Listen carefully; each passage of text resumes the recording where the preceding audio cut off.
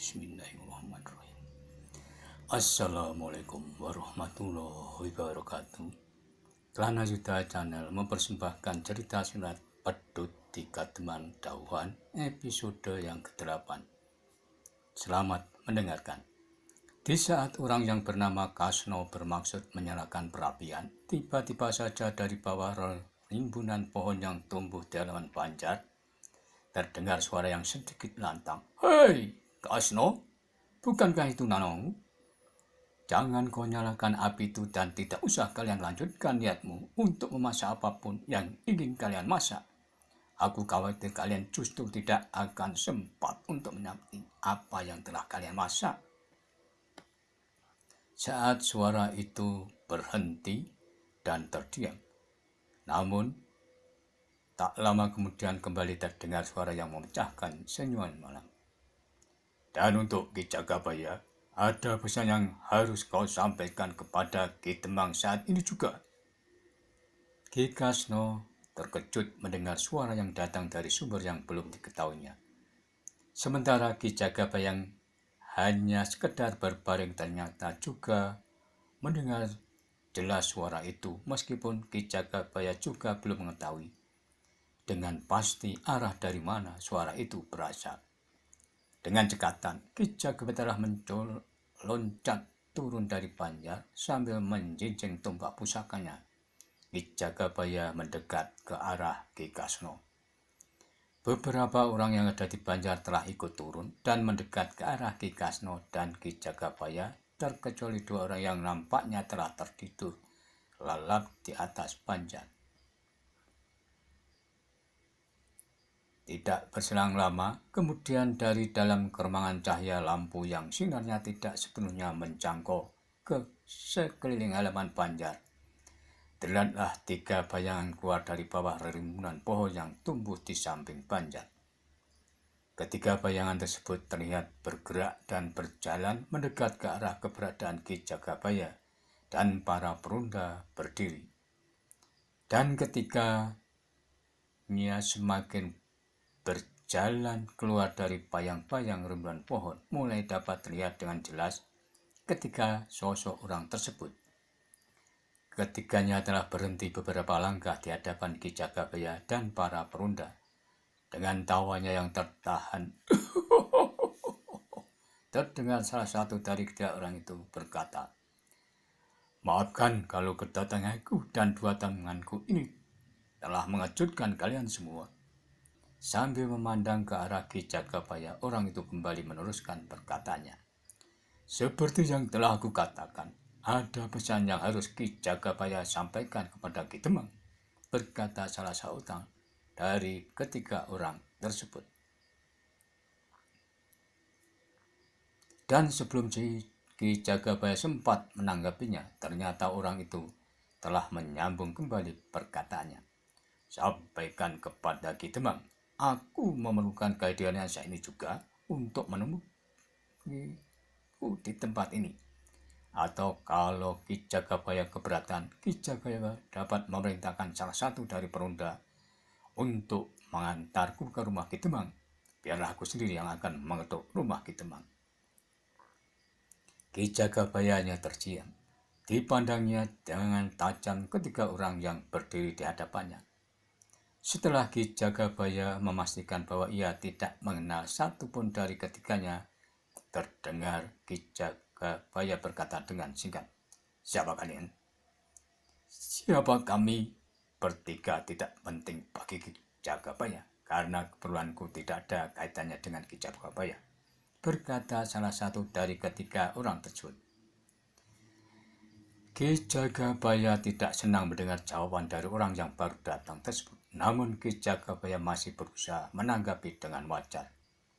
"Bagiku menjadi penting untuk mengetahui jati diri dan keperluan kalian. Meskipun kau mengatakan bahwa aku tidak mempunyai keterkaitan dengan keperluan kalian, namun ternyata kalian telah menarikku ke dalam keperluan yang kalian miliki dengan menyuruhku untuk menyampaikan pesan kalian," jawab Ki Jagabaya dalam nada yang dalam. Mendengar perkataan dari Ki Jagabaya, salah satu dari ketiga orang yang nampaknya mewakili dari kedua temannya telah tertawa lebar. Hei, Ki Jagabaya, nampaknya kau menjadi tersinggung karena aku telah memerintahmu untuk menyampaikan pesanku kepada Ki Demang. Tidak, aku tidak tersinggung. Tetapi karena kalian telah melibatkan aku dengan memintaku untuk menyampaikan pesan kalian, maka aku menganggap bahwa keperluan kalian dengan Ki Demang telah menjadi keperluanku juga, sehingga aku memerlukan untuk mengetahui jati diri serta keperluan kalian sebelum aku membuat keputusan apakah aku perlu atau tidak menyampaikan pesanmu itu kepada Ki Demang. Berkata Ki Jagabaya memberikan tanggapannya. Mendengar perkataan dari Ki Jagabaya, terlihat orang yang menjadi juru bicara dari dua kawannya itu mengerutkan dahinya sambil menggeram, menahan kejengkelan yang mulai merambat di perasaannya. Orang itu berkata dengan nada yang menyiratkan kejengkelannya, "Jangan berbelit-belit dan tinggi hati, Ki Jagabaya. Aku tidak mempunyai waktu yang banyak. Apakah Ki Jagabaya lebih memilih aku menggunakan cara yang kasar? Bukan cara yang kalian lakukan saat itu pun ada cara yang kasar dan tidak bersungguh-sungguh. Dan juga tidak berunggah-ungguh. Aku adalah seorang bebau di Kademangan ini dalam kedudukan sebagai seorang Jagabaya. Sehingga aku mempunyai tanggung jawab atas kedudukanku ini. Kedatangan kalian bertiga dengan cara dan waktu yang tidak sewajarnya pantas untuk dicurigai, jawab Ki Jagabaya. Cukup, bentak salah satu dari ketiga orang itu. Suaranya menggelegar meskipun tak sampai memandang jauh keluar dari halaman Banjar. Namun yang telah membuat Ki Jagabaya dan para peronda menjadi terkejut adalah ternyata suara itu telah menimbulkan getaran yang terasa menghentak-hentak serta menyusup ke dalam dada Ki Jagabaya dan para peronda. Sudah aku katakan bahwa aku tidak mempunyai banyak waktu untuk keperluanku ini. Tetapi nampaknya Ki Jagabaya adalah seorang tinggi hati dan sombong. Geramnya lebih lanjut dengan getar suara yang semakin memberat. Dan kini, meskipun suaranya tidak semenggelegar bentakan sebelumnya, namun ternyata akibat yang ditimbulkan justru lebih dahsyat. Getar suara itu merambat bagaikan ribuan jarum tajam yang menyusup ke dalam dada setiap orang yang berada di tempat itu. Terlihat Ki Jagabaya kakinya telah menjadi gemetar menahan debar di dalam dadanya yang nyaris tidak bisa ditahannya. Pun demikian dengan para peronda dan mereka terasa menjadi sesak, tak tertahankan. Dengan sekuat tenaga Ki Jagabaya mencoba untuk bertahan. Bagaimanapun ia adalah seorang pebau Kademangan yang menyadari sebetulnya atas tanggung jawab yang dimilikinya, sehingga Ki Jagabaya merasa wajib berbuat sesuatu beralaskan pada kedudukan yang diembannya. Selain dari itu, Ki Jagabaya sendiri sebenarnya adalah seorang yang juga mempunyai bekal ilmu kanuragan yang pantas dalam kedudukannya sebagai seorang Jagabaya. Meskipun demikian, Ki Jagabaya telah menyadari bahwa saat ini yang sedang dihadapinya adalah orang-orang yang mempunyai ilmu yang tidak dapat dijangkau dengan ilmu yang dimilikinya. Sebelum Ki Jagabaya memang belum pernah menjumpai ataupun mengalami secara langsung akibat dari sebuah ungkapan ilmu yang terlontarkan melalui getar suara. Namun berdasarkan pengetahuan serta kabar yang pernah didengarnya tentang sebuah jenis ilmu, Ki Jagabaya meyakini bahwa orang asing yang saat ini berada di hadapannya nampaknya telah mempergunakan sebuah ilmu yang disebut sebagai hajian gelap ngampar untuk melambari terikannya.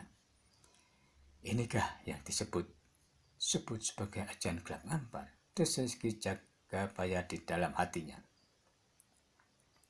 Masih dengan dada yang berdebar-debar terdengar Ki Jagabaya berkata, Kisanak, aku memikul tanggung jawab dalam kedudukanku sebagai seorang Jagabaya dengan segala akibat yang mungkin aku terima. Dasar orang tidak tahu diri. Kau telah membanggakan kedudukanmu hingga kau tidak menyadari bahwa yang kau hadapi adalah kekuatan yang jauh berada di luar jangkauan nalarmu. Dan sesaat setelah orang yang berdiri di hadapan Ki Jagabaya itu menyelesaikan kata-katanya, terlihat orang itu mengayunkan tangannya ke arah Ki Jagabaya. Wush! Ki Jagabaya terkesiap. Sekilas Ki Jagabaya memang sempat melihat seleres hembusan angin yang sama-sama keluar dari ayunan tangan orang yang berdiri beberapa langkah di hadapannya itu. Namun, hembusan angin itu menyambar dalam sekejap mata saja, sehingga Ki Jagabaya tidak sempat untuk melompat menghindar. Ki Jagabaya hanya dapat merasakan bahwa tiba-tiba saja tubuhnya telah terpental beberapa langkah belakang. Bahkan tubuh Ki Jagabaya telah menabrak peronda yang memang berdiri beberapa langkah di belakangnya. Aduh! Lihat, Ki Jagabaya dan dua orang peronda telah terjatuh terlentang. Napas Ki Jagabaya menjadi sesak. Dan tubuhnya seolah-olah telah menjadi remuk redam. Sementara dua orang peronda yang tertimpa tubuh Ki Jagabaya terlihat menahan rasa sakit pada tubuhnya. Aduh, Ki Jagabaya. Dengan susah payah kedua peronda itu mencoba untuk berdiri dan menghampiri Ki Jagabaya. Ki Jagabaya memang berusaha untuk bangkit, namun nampaknya Ki Jagabaya benar-benar telah kehilangan hampir seluruh tenaganya. Dada Ki Jagabaya pun telah menjadi sesak, seolah baru saja tertimpa oleh batu hitam sebesar kepala kerbau.